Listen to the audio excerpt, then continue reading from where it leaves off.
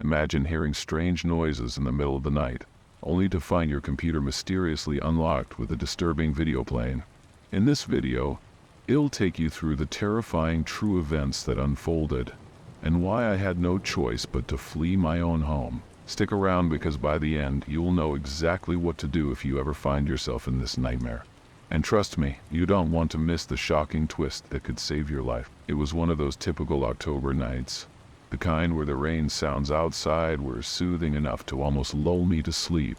But something in the air kept me wide awake. My parents had left town for a week-long vacation, trusting me to take care of their house and 2 dogs. They lived in a quiet countryside village, the type of place that felt too isolated once the sun went down. I'd never liked staying there alone. Maybe it was the silence, or maybe it was the way the shadows seemed to stretch too far in the corners of the old barn-turned house. The 10th night into house sitting felt different from the others. It started with rain that hammered the windows as though trying to break through. I'd been watching some bedtime stories on YouTube, a few relaxing horror compilations meant to help me sleep, but they only made my anxiety worse. Sleep didn't come easy. Even the rain sounds, typically a sleep aid, felt unnerving. Around 4 a.m. I woke up with my heart racing. Something wasn't right. At first I thought maybe the dogs needed to go out, but when I sat up I heard a faint noise downstairs. I remember thinking, did I leave the TV on? Groggy and slightly irritated with myself, I threw on a robe and made my way downstairs. The dogs, who usually greeted me in the hall, weren't at their usual spot. The house was pitch black aside from the faint glow from the hallway. I flicked on a light, peered into the living room and found the TV off, just as I'd feared. That's when I heard it again, a strange, muffled sound like a low conversation or a faint melody. My pulse quickened as I moved toward the noise. The dogs were already in the hallway, sitting eerily still outside my dad's home office. They weren't barking, just staring at the door, as though they expected someone to come through it at any moment. My stomach sank. There was a glow seeping from beneath the office door, and I was sure I hadn't left anything on in there. The dogs remained frozen, their eyes locked on the door. It wasn't like them to act this way, so it only heightened my sense of dread. I hesitated before turning the doorknob, bracing myself for what I might find. I pushed the door open slowly, feeling the old hinges groan in protest. The light that greeted me wasn't just from a lamp or anything ordinary. It was my brother's computer screen, glowing bright in the dimly lit room. The same computer that hadn't been touched in months, not since he left for his trip. Yet, here it was, on and unlocked, displaying an unsettling video about Soviet dog experiments. The unsettling part? The video featured dog head transplants, a grotesque horror story that seemed almost too terrifying to be real. I froze in the doorway, trying to make sense of what I was seeing. The video on the screen showed graphic footage of dogs with heads transplanted onto other bodies, an experiment that looked like it belonged in a twisted horror movie rather than on some random YouTube channel. The sounds of scientists talking, dogs whining, and distorted rain sounds in the background made the whole thing worse. How did this video even start playing? My brother had been overseas for months, and his computer was always password protected. I hadn't touched it once. I turned my gaze toward the dogs, expecting them to bark or react, but they remained unnervingly still. It was like they were waiting for something. The soft glow from the screen illuminated the room just enough to cast long, eerie shadows across the floor. I couldn't shake the feeling that there was something wrong, not just with the video, but with the whole situation. This wasn't just about an unlocked computer. Something far more disturbing was happening. Without thinking, I moved toward the desk. My hands were shaking, but I needed to turn off the video. I reached for the mouse, but as soon as I touched it, the screen flickered. It wasn't just a normal flicker though. For a split second I thought I saw something reflected in the monitor, a shape, a face maybe, standing behind me. I whipped around expecting to find someone there, but the hallway behind me was empty. My heart was racing so fast I thought I might pass out. I looked back at the screen and the video had stopped. The YouTube window was now blank, as though the site had never been open. The computer's desktop stared back at me, completely normal, as if nothing had happened. I backed away slowly, refusing to turn my back to the office door again. Something was wrong here. Maybe it was a trick of the light or my sleep-deprived mind playing games, but I couldn't shake the feeling that I wasn't alone. It felt as if the walls were watching me, like the house itself was part of some twisted living horror story. The dogs finally moved, breaking the tension. They trotted over to me, their eyes wide and expectant. It was like they were waiting for me to do something, to make a decision. My legs felt weak, and my hands were still trembling. The rain outside intensified, a constant reminder of how isolated I was. I couldn't call my parents, they'd think I was just being paranoid. And besides, what would I say? Oh hey, just your son. Freaking out because the dogs are acting strange and a creepy video started playing on an unused computer. Yeah, that would go over well. But I couldn't stay in that house, not with the dogs behaving like that, and definitely not with whatever had just happened in the office. Something was deeply wrong, and I wasn't about to wait around to find out what it was. I grabbed the dog's leashes from the hook by the front door. My hands were still trembling, but I needed to get out of the house. The rain was coming down harder now, slashing against the windows with a fury that only deepened my sense of dread. It wasn't just the unlocked computer or the unsettling scary tales playing on the screen. It was the creeping realization that something wasn't right with the house itself. The air felt thicker, like the walls were closing in on me. I had no intention of sticking around to find out what else might happen. The dogs seemed eager to leave as well. They stood by the door, tails low, eyes scanning the hallway nervously. It was like they could sense it too, that feeling of being trapped in the middle of a bad dream, waiting for the inevitable. I clipped their leashes onto their collars and took a deep breath. My plan was simple: get out, drive to a friend's house, and sleep there for the night. Maybe things would make more sense in the morning, or at least I'd be far enough away from whatever was going on here. I opened the door, expecting the cold slap of rain to hit my face, but the second the door swung open, the power went out. Complete darkness engulfed the house. The only light came from the storm outside, flashing lightning that illuminated the room in brief, harsh bursts. My stomach clenched in terror. It was like the house was trying to trap me inside. I couldn't help but wonder if this was how all those Halloween horror stories started: people trapped by something they couldn't see, something they couldn't explain. I'd read enough true stories online to know that this was how things usually went downhill. For a moment, I hesitated. The car was parked a good distance away, and the path was nothing but mud now. The rain was so loud it drowned out the dogs panting, and my thoughts were racing with every scenario. What if I slipped? What if the car wouldn't start? What if whatever had been behind me in the office was waiting outside now? Every narrative scary thing I'd ever heard flooded my mind all at once. I pushed through the fear and forced myself outside. The rain hit me like icy needles, instantly soaking through my clothes. The dogs pulled ahead, eager to be anywhere but there. I stumbled down the driveway, mud sloshing under my boots. The wind whipped around us, howling like it was trying to pull us back. The darkness beyond the house was suffocating. My only guide was the occasional flash of lightning that threw the trees into sharp relief, making them look like twisted, ghostly figures. I finally reached the car, my heart pounding in my ears. The dogs jumped into the back seat without hesitation, huddling together as if they understood the urgency. I fumbled with the keys, my wet fingers making it nearly impossible to get them into the ignition. For one horrible second, the engine sputtered but didn't start. My breath caught in my throat, but on the second try it roared to life. I peeled out of the driveway, not daring to look back at the house. The rain beat against the windshield, blurring everything outside into a wet, inky mess. I didn't care. I just needed to get away. As I sped down the narrow country road, the rain was relentless, hammering the car with such force that I could barely see beyond the windshield. The dogs sat huddled in the back seat, their quiet whimpers barely audible over the sound of the storm. I kept glancing in the rearview mirror, half expecting to see something chasing us, though I couldn't have explained what. The headlights carved out narrow beams of light, barely enough to keep me on the road. Every so often, a flash of lightning would light up the landscape, casting the trees in eerie, skeletal shapes. My mind kept racing back to the house, to the computer, to that moment when I thought I saw something reflected in the monitor. The roads were slick with rain, and I wasn't even sure where I was headed anymore.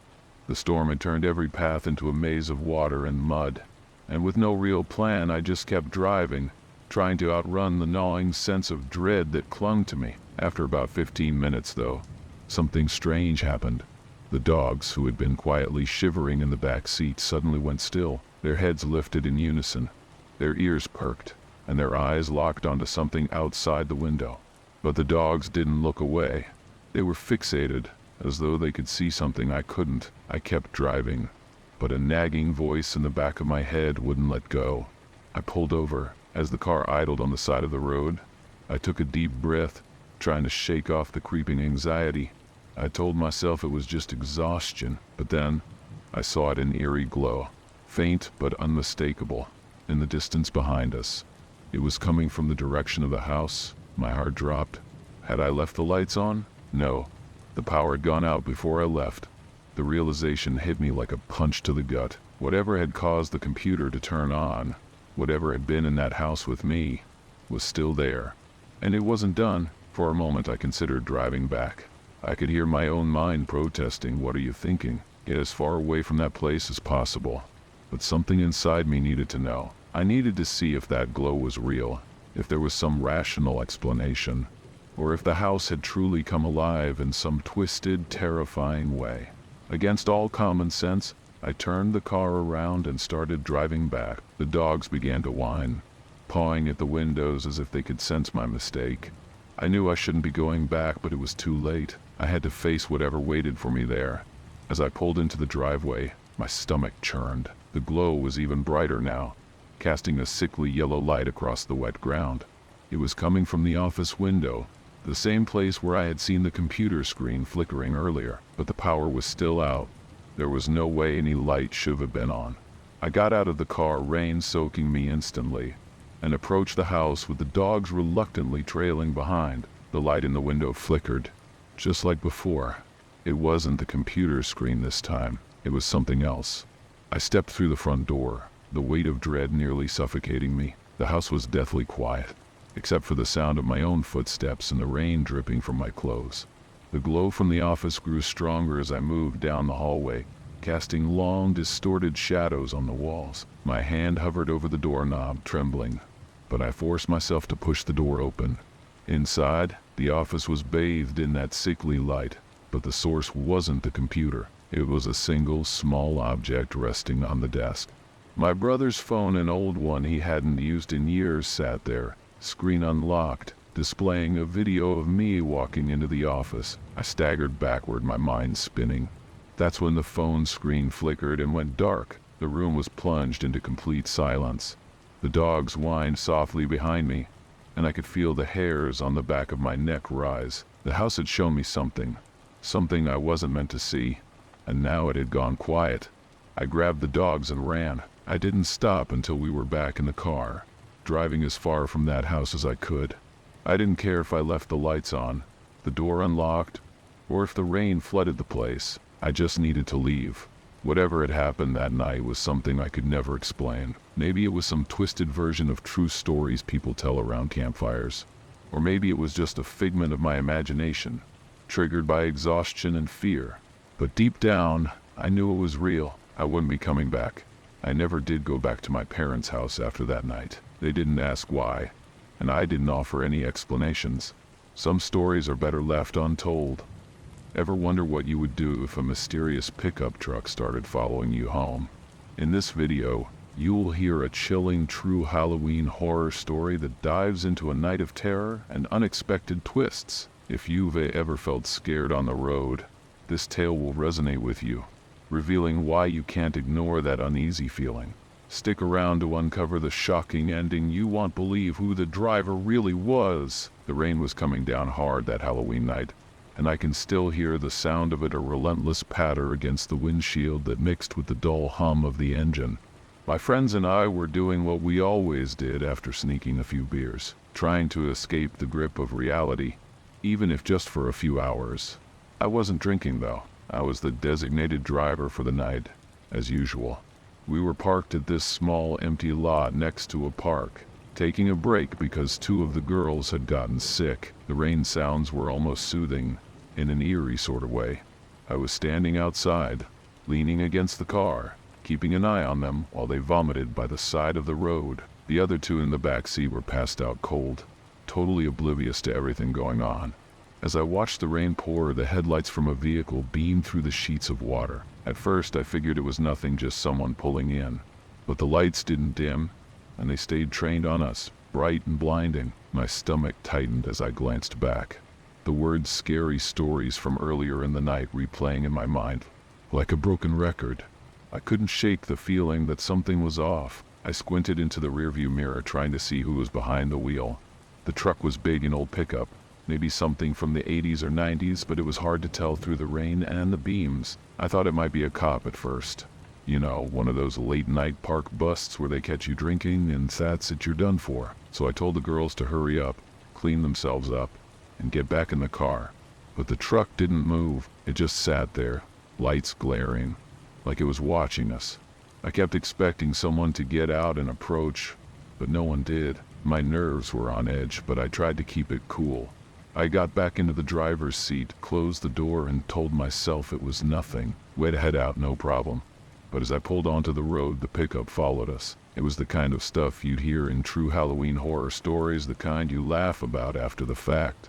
Except this didn't feel funny. I tried to ignore the way the headlights loomed in the rearview, focusing on the road ahead, but I couldn't shake the feeling.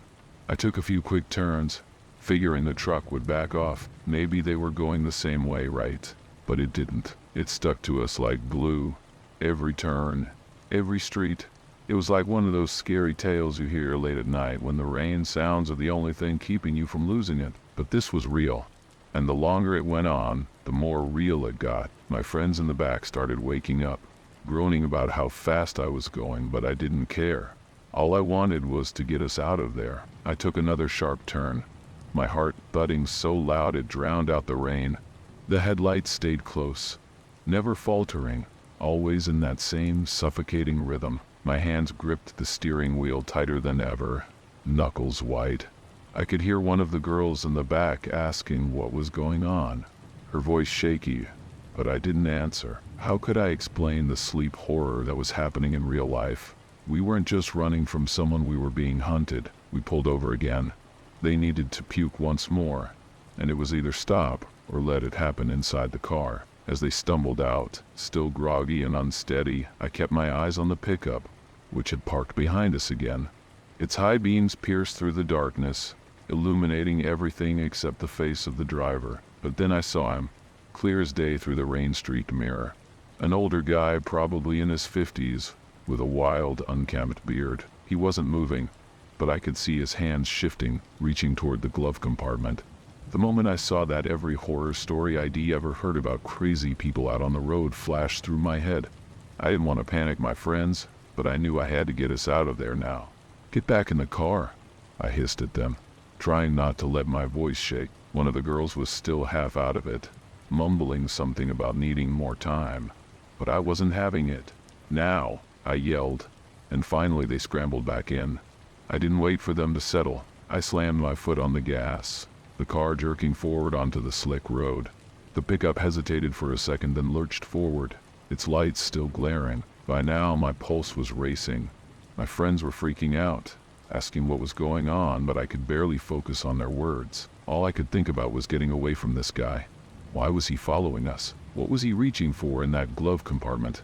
The whole thing felt like it was ripped straight from some twisted scary stories collection. The kind of Halloween stories where the monster wears human skin. I weaved through the neighborhood streets trying to lose him, but he kept up with every turn, every swerve. There was no escape. Every time I thought I'd shaken him, he'd reappear, like some kind of phantom, headlights bright and relentless. My mind raced with possibilities. Was he just messing with us? Was this some twisted prank? Or was there something darker at play? Either way, I couldn't take chances. I floored it, speeding up as fast as I dared on the rain-slicked roads, ignoring the protests from the back seat. The rain was pounding harder now, mixing with the voices in my head telling me to run, to escape, to do anything to get away from this psycho. Then, like some cruel joke, the pickup pulled ahead of us at a red light. The guy didn't stop, didn't hesitate. He just blew through the intersection, disappearing into the night. For a second, I thought it was over. Maybe he was done messing with us. Maybe he had had his fun. But as I started to pull forward, my hands trembling on the wheel, the dread wouldn't leave me. Something about it all felt unfinished. Like the nightmare wasn't done with us yet. The streets felt different as I drove down them. The rain finally easing up, but my heart still racing. The relief was fleeting though. Something in the back of my mind gnawed at me. It wasn't over. I kept my eyes peeled on every side street, every shadow waiting for that old pickup to come roaring back into view. My friends in the back had gone quiet, the tension wrapping around us like a wet blanket. The casual, carefree night we'd planned had turned into a nightmare. I turned onto a less familiar road, trying to shake that unsettling feeling, but I could feel the weight of their eyes on me. What was that all about? One of the girls finally asked, breaking the silence. I shot a glance in the rearview mirror. "I don't know," I said, my voice barely above a whisper, but he was really weird. They exchanged nervous glances, the kind that said they were trying to hold it together but were just as freaked out as I was. Just as I made a turn onto a side road, I saw it. The headlights, the same old pickup, parked at the bottom of a hill, waiting for us like a predator poised to strike. My stomach dropped, and the reality of the situation hit me hard. I wasn't just running from a guy with a truck, I was running from a nightmare that wouldn't let go. I could almost hear the narratives scary echoing in my mind, reminding me of how those stories always ended badly. In a flash, I made a decision. I have to do something drastic. I swerved into a driveway, hoping to hide, my mind racing with plans.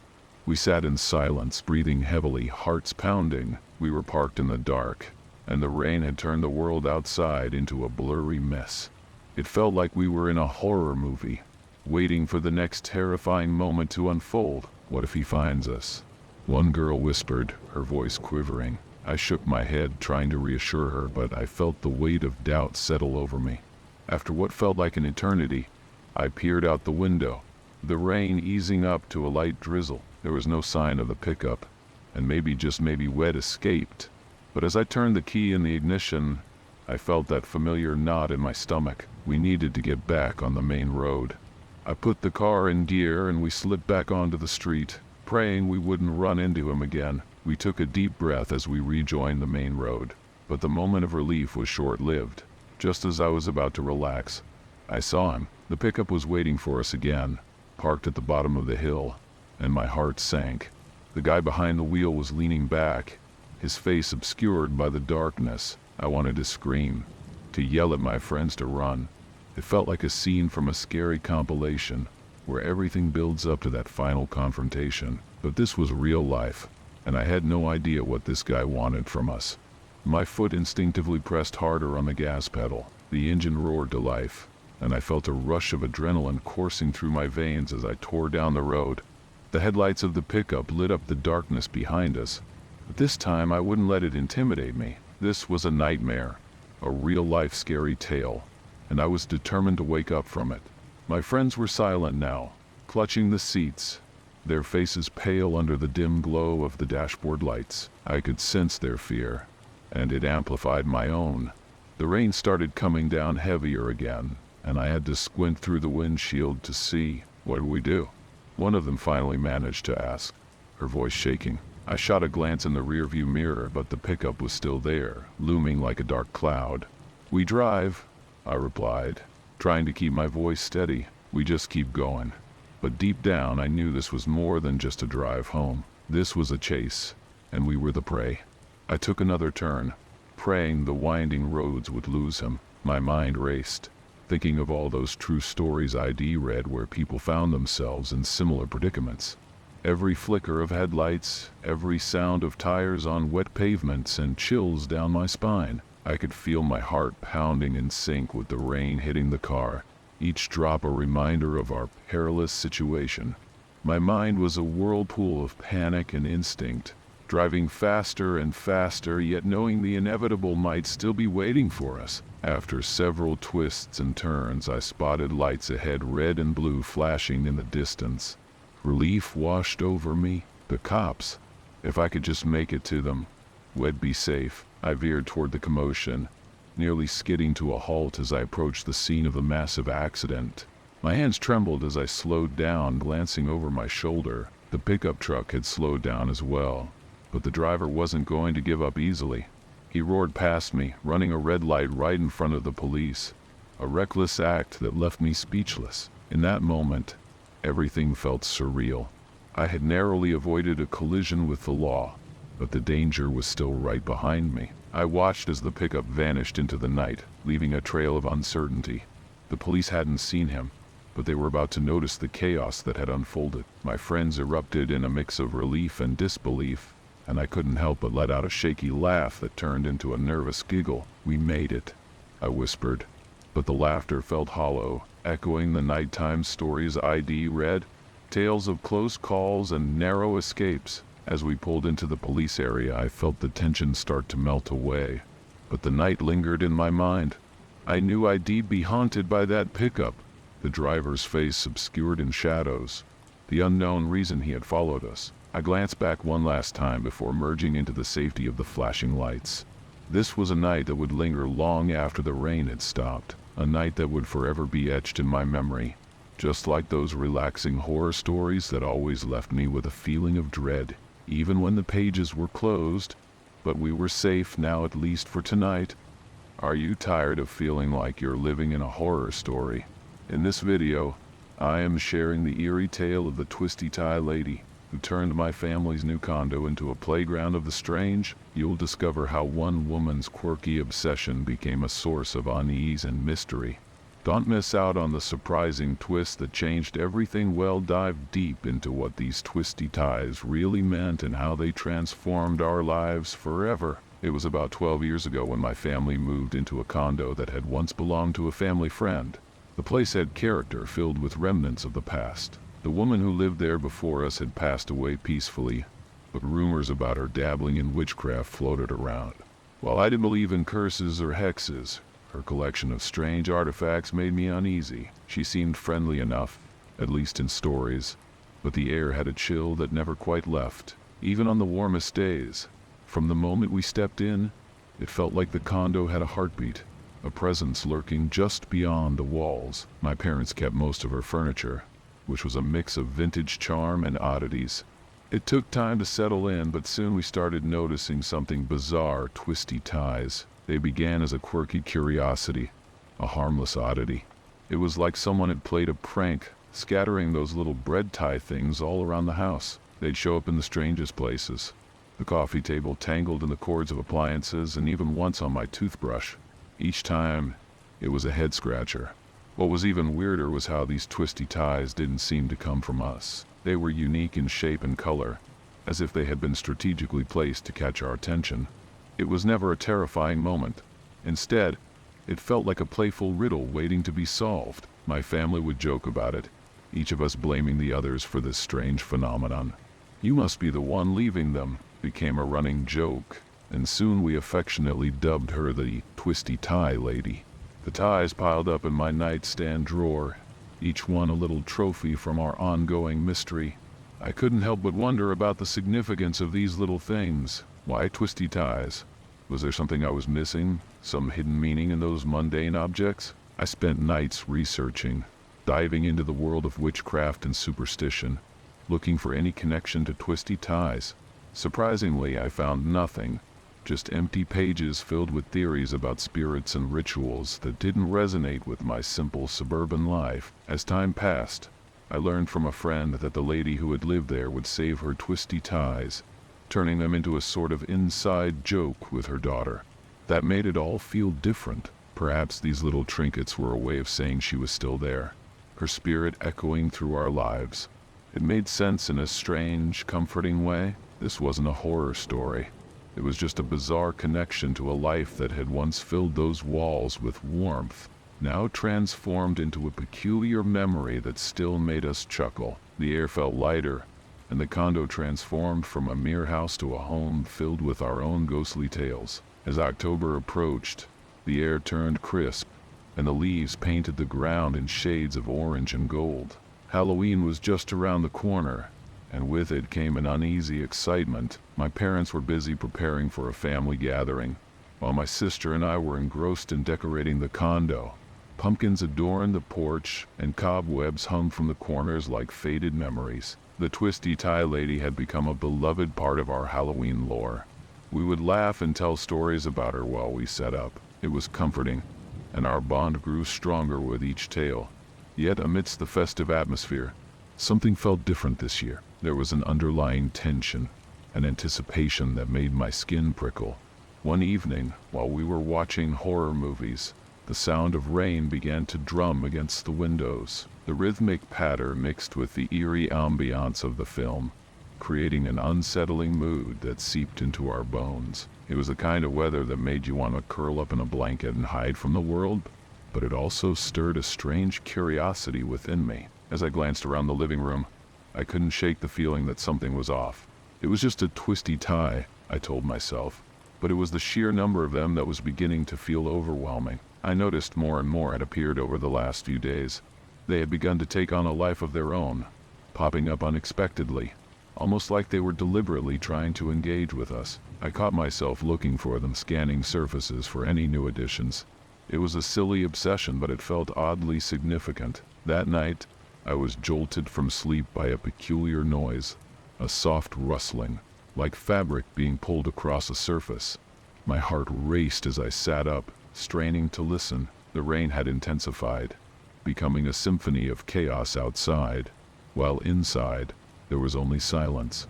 I could feel the familiar tug of fear wrapping around me like a blanket, urging me to investigate. With cautious steps, I crept down the hall, the old wooden floorboards creaking beneath my weight. In the dim light of the kitchen, I spotted something on the counter, a twisty tie, uniquely shaped and glowing faintly in the soft light of the moon filtering through the window. My breath caught in my throat.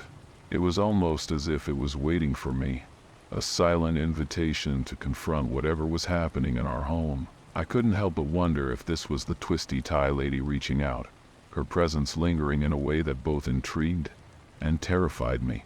I felt the urge to collect it, but a cold chill swept through the room, making me hesitate. I was caught between fear and fascination, desperately wanting to understand what these ties meant while grappling with the growing unease that enveloped the condo. The rain fell heavier that night, a relentless cascade that drummed a chaotic rhythm on the roof. I stood in the kitchen, staring at the twisty tie as if it were a portal to some hidden truth. My heart thudded in my chest, a rapid pulse echoing the rising tension. It felt like the air around me was charged, thick, with an energy that was both exhilarating and terrifying. I couldn't shake the feeling that something significant was about to happen. Just then, I heard my sister's voice from the living room, calling my name. "Hey, come here. You won't believe what I found." I turned to head back, still clutching the twisty tie. As I entered the room, the flickering light of the television cast eerie shadows across our decorations. She was pointing at the coffee table, and my stomach dropped as I followed her gaze. There were more twisty ties, an entire collection sprawled out before us, each one more elaborate than the last.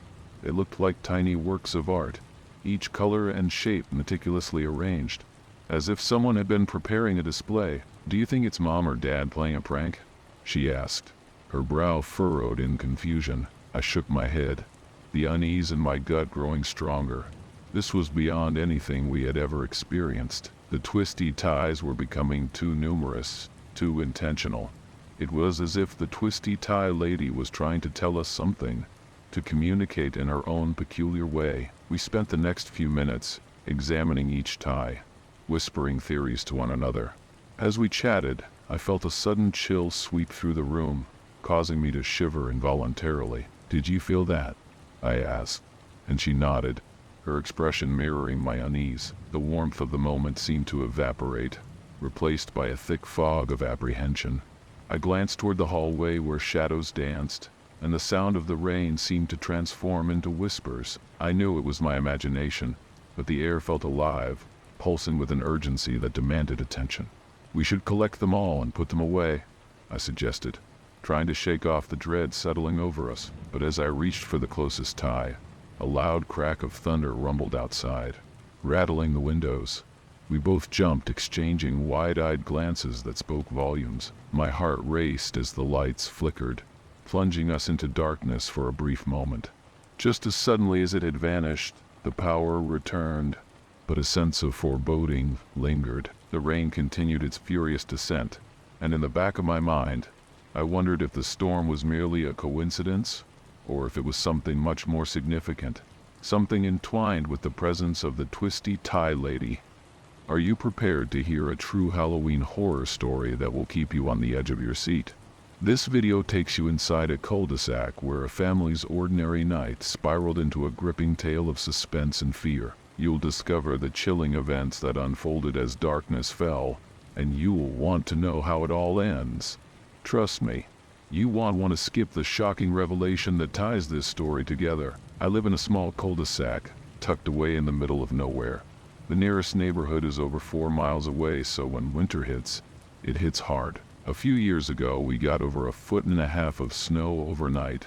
It was the kind of snow that piled up on trees, turning them into eerie white ghosts in the dim light of early morning. I stepped outside to capture the beauty on my phone, the air crisp and biting against my skin. As I peered out from my back deck, I couldn't help but appreciate how the snow blanketed everything, muffling sounds and creating a surreal, peaceful scene. But peace doesn't last long in places like this. As I was snapping pictures of the snow-draped trees, something caught my eye. Footprints. They led right up to my door, then turned around and left. My heart sank. The prints were too small to belong to an adult. I squinted into the distance, realizing they came from my neighbor's side.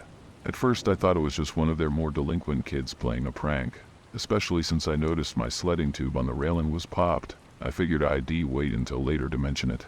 It was still early, after all. Scrolling through Facebook later that morning, I stumbled upon a post from another neighbor, asking if anyone had knocked on her back door. My stomach twisted. That was when I knew it wasn't just a prank. I called her immediately, and after discussing the footprints, it became clear that something odd was happening. I reached out to the first house at the entrance, and sure enough, they'd seen similar footprints leading up to their door too. Panic started to creep in as we called everyone on the block, each confirming the same unsettling news. When I reached the family at the far end, they assured me no footprints were found at their door. Then my next-door neighbor called. She spoke to the woman next to the end house, and it turned out there were footprints leading to her door, but none leading away. A chill ran down my spine. By now, we were all on edge, so we decided to call the police.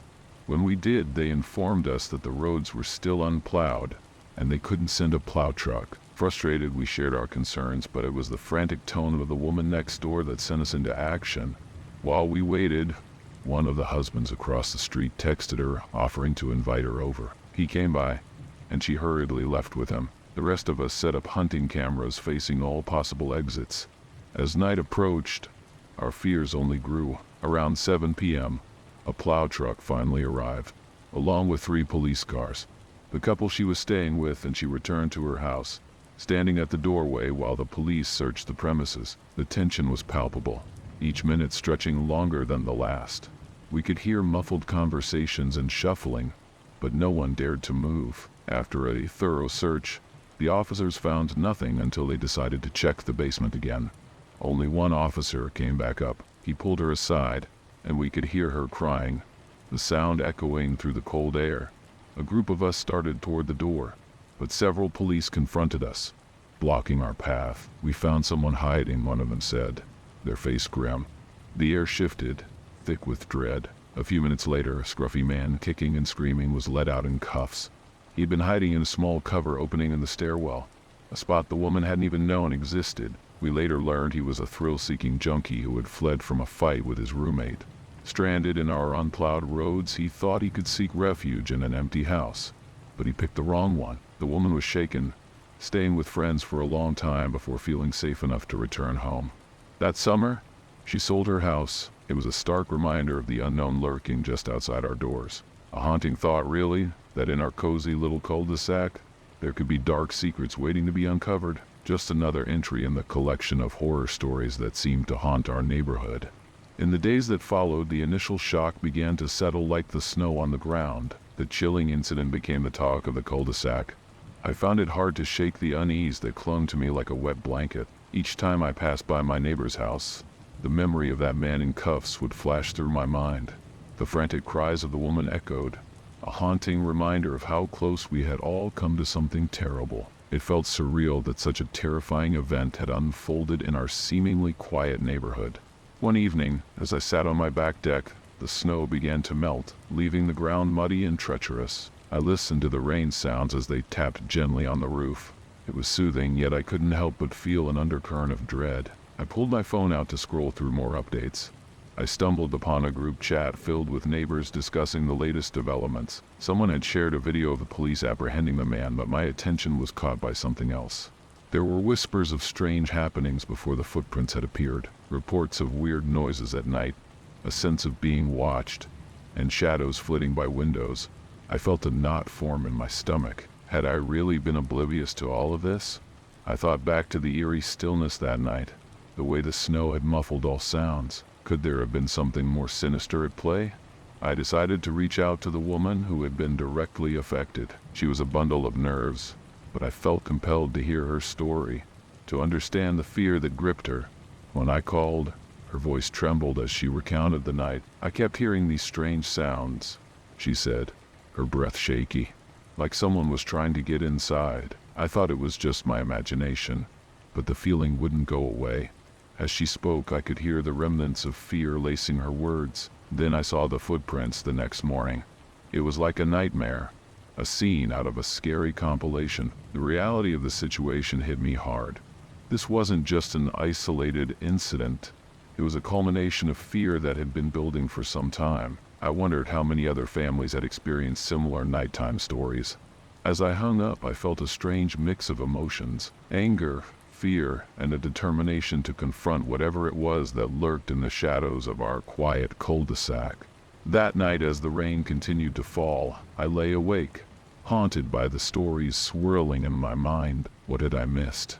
What else was hiding beneath the surface? It felt like an insidious presence had infiltrated our lives, turning our safe haven into a setting for nighttime horror. I decided I couldn't just sit back and wait for something else to happen. I needed to talk to my neighbors, to unite against this creeping fear that threatened to consume us all. The next day, I gathered the courage to knock on doors and speak with my neighbors. It felt like we were all sharing a dark secret, a collective anxiety that had been unleashed. As I walked from house to house, I noticed the air was thick with unspoken words and lingering stares. The footprints had shaken us all, exposing vulnerabilities we never acknowledged. When I arrived at the first house, the couple who lived there welcomed me in, their eyes heavy with concern. "I can't stop thinking about that night," the husband admitted, his voice barely above a whisper. "We've been hearing strange noises in the woods too. At first, I thought it was just deer or something, but now I'm not so sure." My heart raced. I had noticed sounds too, but I had brushed them off, attributing them to the winter wildlife. Now I couldn't ignore the reality that something more sinister might be lurking out there, hidden just beyond the tree line. As the conversations continued, we began to piece together a narrative of unease. One neighbor recalled how he'd been out late one night and heard voices drifting through the trees. Another mentioned shadows flickering at the edge of her property. Each story added weight to our collective fears. We realized we were not alone in this unease. Something was truly amiss in our small cul-de-sac, and it felt like a silent storm was brewing. "We should have a neighborhood meeting," I suggested, my voice trembling with urgency. "We need to keep each other informed, to stay vigilant. We can't let fear dictate our lives." The room buzzed with nervous agreement. Plans were made to gather everyone together the following weekend. I left the meeting feeling a mix of fear and resolve. I knew we had to confront the darkness head on, but what would that entail? As the week progressed, our neighborhood felt more like a prison than a sanctuary.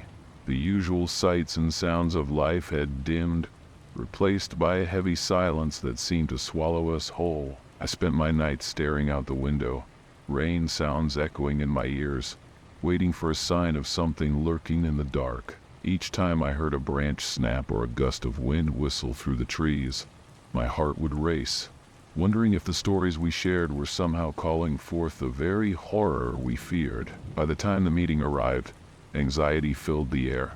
Neighbors gathered, faces drawn tight with worry, as we recounted our experiences. Each narrative we shared deepened our understanding of the fear that had gripped us. It felt like we were weaving a tapestry of scary stories, connecting our individual experiences into a larger narrative that illuminated the shared darkness around us. That night, as we discussed our plans for increased vigilance and communication, I couldn't shake the feeling that whatever was out there was watching us, lurking just beyond the edges of our shared stories. As the weeks rolled on, the chill of winter intensified, and the daylight dwindled faster each day. The neighborhood meeting had galvanized us into a state of alertness, but it also deepened our paranoia.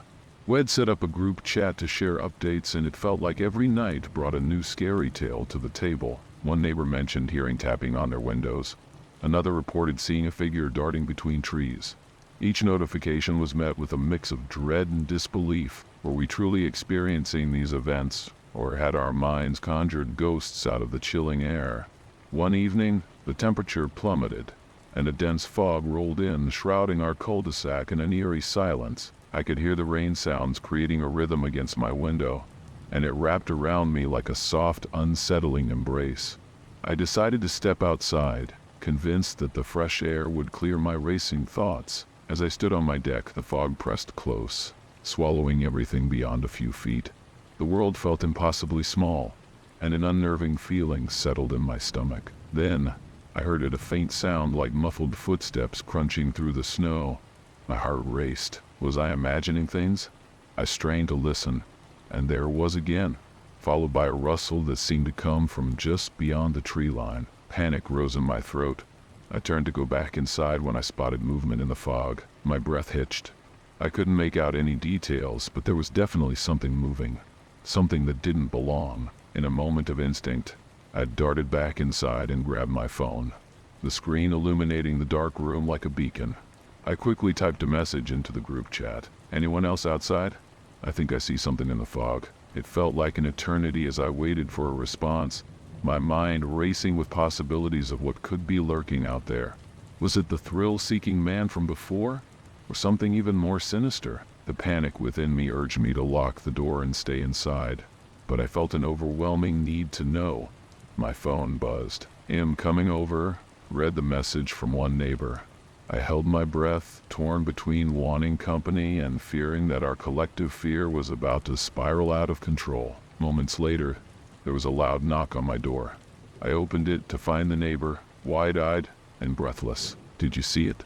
he asked, glancing nervously toward the fog. Before I could respond, another knock echoed, and soon a small group of us stood together, hearts racing and eyes scanning the dark, foggy night. Together, we stepped outside, the cold air biting at our skin as we moved cautiously toward the edge of the woods. The rain sounds had picked up, creating an eerie backdrop that made every crack and rustle feel amplified. We stood there whispering about what we might find, when a low growl emanated from the darkness, freezing us in our tracks. It wasn't human, and it wasn't animal. It felt primal and raw. Instinctively, we retreated, hearts pounding as we hurried back to the safety of our homes, locking doors behind us. That night, as I lay in bed, I couldn't shake the feeling of dread that hung over me like a heavy cloud. The events of the last few weeks raced through my mind, the footprints, the cries, the man in cuffs. It all felt like a terrifying dream, a sequence of true Halloween horror stories wrapped in the guise of reality. I realized that while we might never fully understand what had happened or what was still out there, the most frightening aspect was the fact that sometimes reality is far scarier than fiction. And as I closed my eyes, I hoped that when morning came, the fog would lift, taking with it the shadows of our unsettling narratives and restoring a sense of peace to our little cul-de-sac. Have you ever wondered if the scariest stories are rooted in reality? In this video, we explore terrifying true stories that blur the line between fiction and fact, leaving you questioning everything you thought you knew. If you skip this, you might miss out on valuable lessons about safety and awareness that could protect you in your everyday life. Stay tuned to uncover the haunting details that connect these tales in ways you won't believe. Moving into a townhouse alone felt like a big step for me. It was my first place, no shared walls with anyone, just a door that opened directly to the outside world. It was a chilly October night, and as I settled in, I found comfort in reading scary stories. That night I stumbled across the chilling tale of Elisa Lamb and the Cecil Hotel. The rain sounds outside added an eerie backdrop, making it feel like the perfect bedtime story. I could almost hear the narrative's whispers of horror as I flipped through the pages. Lost in the details, around midnight the calm was shattered. There was a heavy pounding on my door. It sounded like someone was using their fists, thumping against the wood like they were trying to break in. My dog, a mix of lab and pit, raced downstairs, barking as if he sensed danger. I felt my heart race as I crept down the stairs, adrenaline rushing through me. Peeking through the peephole, I saw him, an older guy with gray hair and a disheveled mullet. He looked rough, unshaven, with a wild look in his eyes. Something about him made the hair on the back of my neck stand up. "Who's there?" I asked, trying to keep my voice steady despite the pounding of my heart. "Gas man," he growled back, his voice rough and urgent. I frowned, my instincts screaming at me not to open the door. "I need to come in." "Yeah, not happening," I replied, my voice shaking slightly. "There's no way I'm letting you in." I glanced back at my dog, who continued to bark fiercely, hopefully providing some protection. "It's an emergency," he insisted, his tone shifting to something almost desperate. "You're really not going to let me in?" I kept my gaze fixed on him through the peephole. I was aware of every sound, the rain pattering against the window, my dog's frantic barks, and the unsettling quiet that seemed to stretch between us. Just when it felt like he might force his way in, he sighed and shuffled away, defeated. I waited for what felt like an eternity, heart pounding, the adrenaline still coursing through my veins. After a few minutes of tense silence, the doorbell rang. My heart jumped, and I shot a glance back at my dog, who had finally quieted down, still alert. Opening the door a crack, I saw two women standing there. "We're your neighbors," one of them said, their faces tight with concern. "That really was the gas man. There's a leak, and he needs to check your place." I felt a rush of relief mixed with disbelief. It was a small town, but who even introduces themselves like that? The sudden turn of events left me rattled. Was it a coincidence? Or was there more to this story? I couldn't shake the feeling that something was off, and I couldn't help but wonder about the darker narratives that might lurk beneath the surface of our seemingly normal lives. The two women exchanged worried glances as I opened the door wider, revealing my hesitant face. "I'm sorry, but I thought he was..." I started, but they waved it off. "No need to apologize. We've all had our run-ins with him. Just let him do his job, and everything will be fine." As I stepped aside, the gas man made his way into my townhouse. His presence felt oddly invasive, even though he was there to ensure safety. My dog, still on edge, growled softly, watching him with a mixture of suspicion and wariness. I motioned for the neighbors to come in, my heart still racing from the earlier encounter. "Can you explain what happened?" I asked, trying to make sense of the night. I thought he was a scam artist or something. The woman with short hair sighed. "He does that a lot. We've heard the stories. He shows up at places that have gas leaks and always introduces himself like that. Most of the time as harmless, but it's unsettling." "Harmless?" I repeated, glancing at the gas man who was fiddling with his tools, looking focused but oddly distracted. I could feel a knot forming in my stomach. He didn't seem harmless to me. As he moved around the living room, I tried to shake off the unease clinging to me. The rain outside intensified, and the wind howled like a restless spirit. I could hear the rain sounds pounding against the roof, creating an atmosphere that felt increasingly ominous. "You're lucky we heard him," one of the women continued. "There's been a string of gas leaks in the area. A lot of people are on edge, especially during Halloween when everyone is sharing scary stories." I nodded, acknowledging the shared fear in our community. "It's just unnerving to think about it, you know, especially with all the horror stories floating around." The gas man glanced up at me, his expression unreadable. "Just doing my job, ma'am. Nothing to worry about."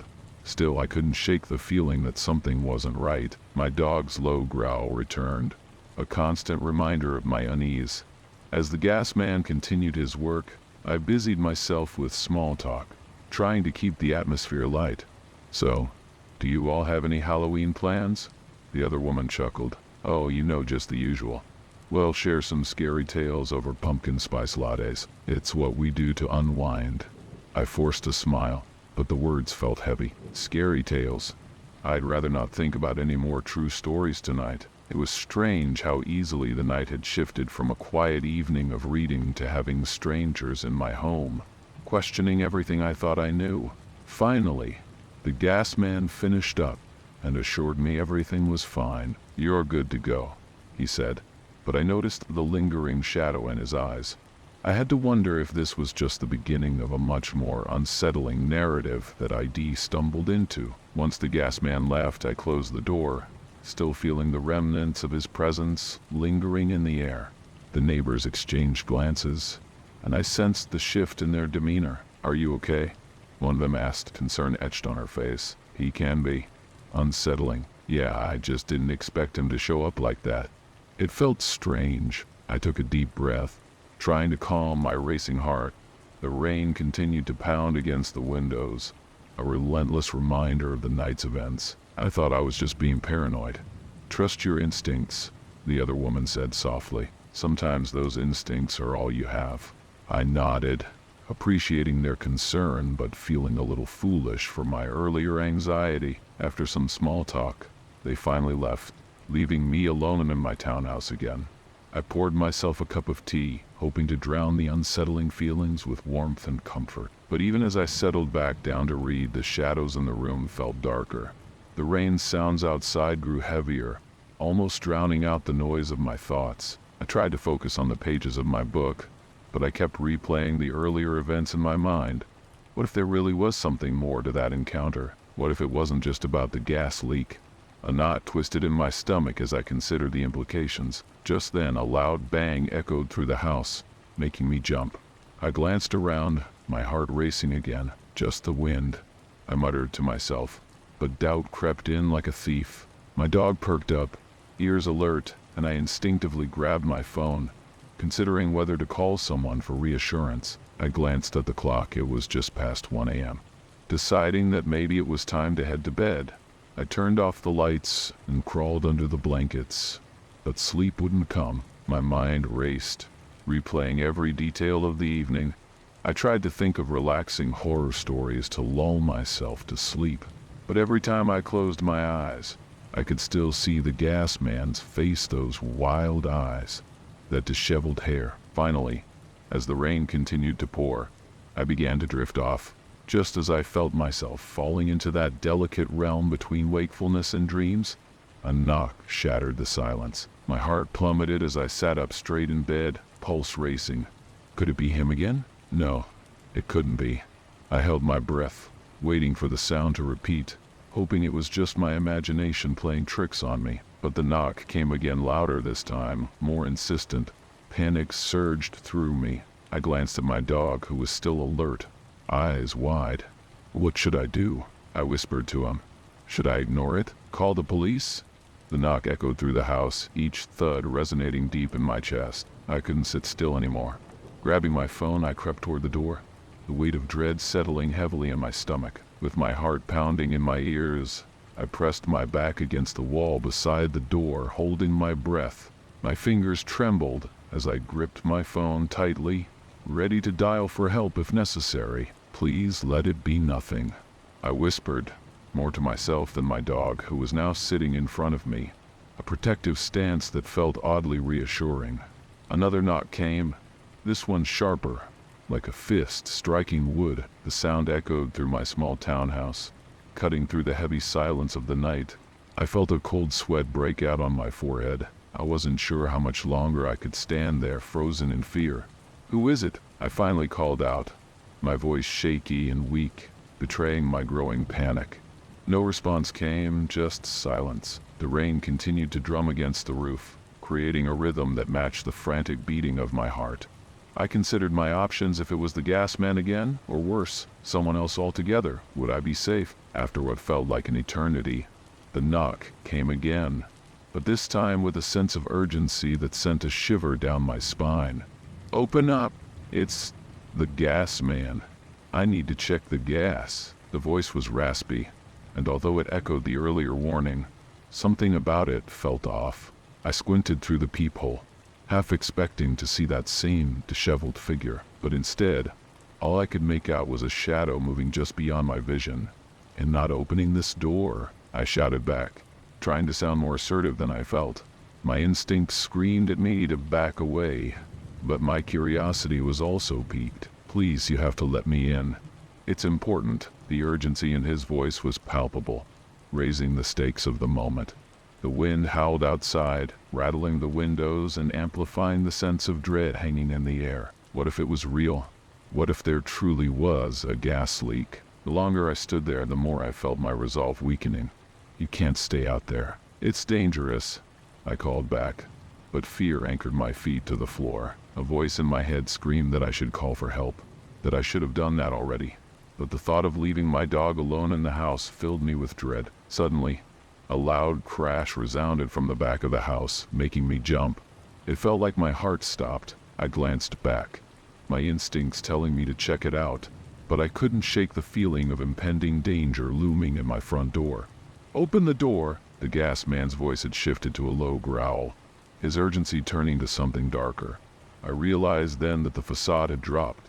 He wasn't just a man performing a service, he was something else entirely. "You have no idea what's waiting for you out here." Panic surged through me like a lightning bolt, and in that instant, I made my decision. I rushed to the back of the house, grabbing my dog and a heavy kitchen knife. We needed to get out, to escape whatever twisted horror this night had turned into. I could feel the walls closing in around me, and as I peered through the back window, I saw him standing there, watching the house, a dark silhouette against the rain-soaked night. That moment was when I realized I was caught in a true horror story, one that felt all too real. As the storm raged outside, I could hear the rain sounds mixing with my own panicked breaths. This was no bedtime story. This was a nightmare unfolding right in front of me, and all I could do was hope for a way out. As I stepped back, adrenaline surging through me, I prepared to face whatever came next. The door might open, but I wasn't about to let fear control my fate any longer. Have you ever wondered what really lurks in the shadows during Halloween? In this video, we'll reveal chilling true stories that expose the terrifying experiences of those who dared to confront their fears. You'll discover why some places are haunted by dark memories, and what happens when you ignore the warnings. Stick around, because you won't believe the shocking twist at the end. I remember the day we moved into that old house on Maple Street. It was charming in a way, with its creaky floors and faded wallpaper that whispered stories of a time long past. Built in the early 1900s, it had character that became more pronounced as the days turned into nights. The back door had a small vestibule, an odd little area where you could either descend into the dark basement or step into the dining room, illuminated by a single flickering bulb. The long window pane was covered by a stretch of curtain that billowed like it had a life of its own. Things had started to go downhill for my ex. The moment we unpacked, she had emotional issues, and this house seemed to amplify them, as if the very walls absorbed her anxiety and resentment. We had arguments that would shake the foundation of our relationship. One night, during one of those fits, I remember the screaming filling the air like a heavy fog.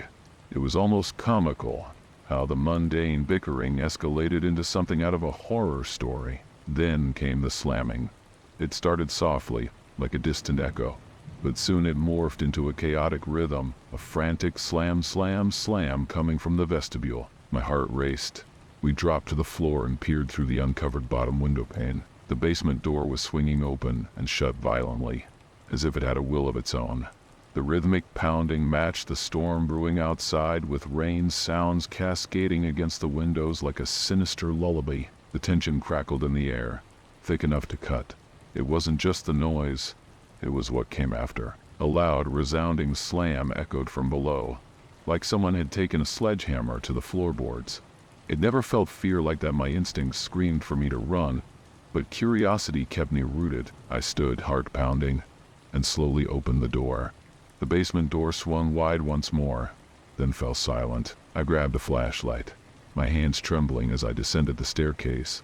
The wooden steps creaked under my weight, each one echoing in the stillness. The basement was a dirt-floored pit, filled with shadows and cobwebs, every corner darker than the last. My mind raced through all the scary tales I'd ever heard, Narrative scary enough to make anyone think twice about venturing into the dark, but there was nothing. Just silence. I felt a wave of relief wash over me, quickly followed by a chill that crept down my spine.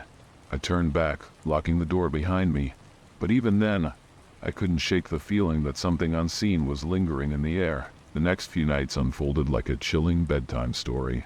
Each creak of the house seemed amplified, the wind outside howling like a pack of wolves. The rain continued to pour, transforming the world outside into a blurred mess of shadows and reflections.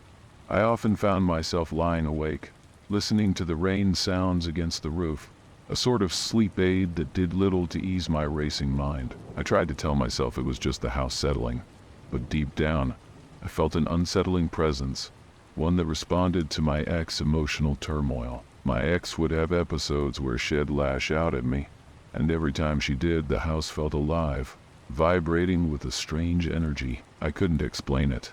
It was as if the very air thickened with tension, growing heavier with each argument. Sometimes I'd catch myself glancing at the vestibule, half expecting to see that basement door swinging open once more. The nights became a terrifying compilation of fear and anxiety, as if I was living in one of those true stories where the house itself becomes a character in the horror narrative. One evening, after another exhausting confrontation, I retreated to the living room, desperate for some peace.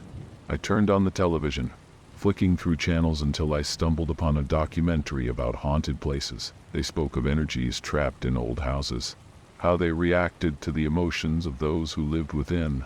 I couldn't shake the feeling that we were somehow feeding whatever was down in that basement. That notion gnawed at me, making my skin crawl.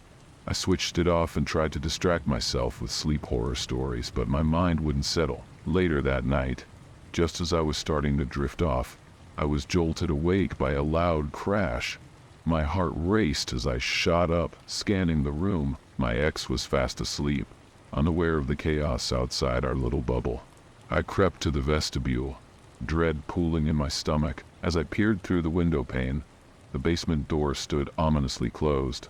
The silence felt heavy, almost suffocating. I closed my eyes, took a deep breath, and stepped back into the living room. But just as I did, I heard it whispers. They drifted through the air, a low murmur that seemed to echo off the walls. "Did you hear that?" I whispered, my voice barely above a breath. My ex stirred but didn't respond, lost in her dreams. I stood frozen, caught between the fear of what I might discover and the undeniable urge to know what lurked in the shadows. I turned back to the vestibule, adrenaline coursing through my veins. Whatever was happening in that house, I knew it was only going to get worse. I stood there, the whispers swirling around me like a cold draft, and I felt my breath hitch in my throat. My mind raced as I weighed the decision to venture down into that basement once again. The sound of rain against the windows was almost comforting, but the whispers were relentless, a chilling reminder that something was off. I tried to shake it off, chalk it up to the stress of the recent arguments, but deep down I knew better. There was something in that house, feeding off my ex emotional outbursts, and it was growing bolder. With a deep breath, I grabbed the flashlight once more and approached the vestibule. The door to the basement loomed ahead, the darkness beyond swallowing the light I shone in. I felt a knot in my stomach as I remembered the last time I stood at this threshold. The echoes of the slam, slam, slam still haunted me, a percussion of dread that matched my racing heartbeat. But the curiosity, that insatiable need to understand what was happening, propelled me forward. I opened the basement door, the creak of the hinges sounding like a warning. The air hit me like a wave, a stale, musty smell that screamed of neglect. I turned on the flashlight and descended the stairs, each step a battle against the rising sense of foreboding. The light flickered, casting eerie shadows on the dirt floor. I felt like I was in a horror story that would end badly, yet I couldn't turn back now. I needed to know what was going on. As I reached the bottom, the whispers intensified, wrapping around me like a dark cloak. They seemed to beckon me deeper into the basement. "Come," they urged, a soft, almost melodic invitation that sent shivers down my spine. My instincts screamed at me to run, but curiosity held me captive. I moved further in, illuminating the corners of the basement with my flashlight. My heart pounded like a drum, each beat echoing in the silence. Suddenly, I spotted something, a scrap of paper, fluttering against the wall. I stepped closer, trying to shake off the feeling of dread that washed over me. As I reached for it, I felt a chill sweep through the room, making the hair on the back of my neck stand on end. I picked up the paper and glanced at it, my eyes widening. It was a simple note, the handwriting shaky and erratic. "Get out while you can." A jolt of fear shot through me, and I dropped the note, heart racing. Whatever was down here wanted me gone, and for the first time I considered that maybe this house wasn't just a home, it was a trap. Panic surged through me as I stared at the note lying on the dirt floor, the words seemingly etched into my mind. "Get out while you can." It felt like a lifeline thrown to me, a warning from the shadows. I glanced around the basement, my flashlight beam trembling in my hands. The whispers grew louder, merging into a cacophony of urgent pleas and warnings. I could almost feel their breath on my neck, urging me to flee. Whatever presence had taken root in this house thrived on the chaos my ex created, and I was caught in its web. I turned to head back up the stairs, but a sudden chill swept through the air, freezing me in place. The basement door slammed shut behind me with a force that rattled the walls, and I stumbled back, heart racing. It was like the house itself was alive, angry at my intrusion. "What the hell?" I gasped, my voice echoing in the darkness. I could feel the shadows creeping closer, the air growing heavy with an unsettling energy. Panic clawed at my throat as I pounded on the door, desperate to escape. "Let me out, please," I shouted, but my voice felt small and insignificant against the silence. The whispers turned into frantic murmurs, swirling around me as I banged my fists against the wood. I could feel the weight of their presence, urging me to leave, but simultaneously holding me captive. In that moment I realized, whatever was down there was not just a figment of my imagination. It was real, feeding off my fear and confusion. Summoning every ounce of strength, I took a step back and kicked the door hard. It rattled, but didn't budge. Frustration surged through me. "I need to get out," I yelled, throwing myself against the door once more. The wood finally cracked open just enough for me to slip through. I rushed up the stairs, feeling the cold breath of the darkness at my back, urging me to stay. As I burst into the vestibule, I slammed the door behind me, locking it tight. Breathing heavily, I leaned against the wall, heart pounding in my chest. I knew I couldn't stay in that house any longer. It was a nightmare I couldn't escape, a place where shadows danced with my fears. I returned to the living room, my ex still oblivious to the chaos that had just unfolded. I felt the weight of the house pressing down on me, and in that moment, I decided no more. The following day, I would pack my things and leave. I might not understand what had happened, but I knew I had to break free from this chilling chapter of my life. That night would remain a part of my own true Halloween horror story, a memory I'd carry with me long after I closed the door for good. The next day, as I stood outside in the daylight, the house seemed to exhale, the dark energy dissipating with the morning sun. I was free, and whatever had lurked within those walls would stay trapped there, a haunting reminder of a time I'd rather forget. If you enjoyed the video you just watched, you won't want to miss this next one. Click now and I'll see you there.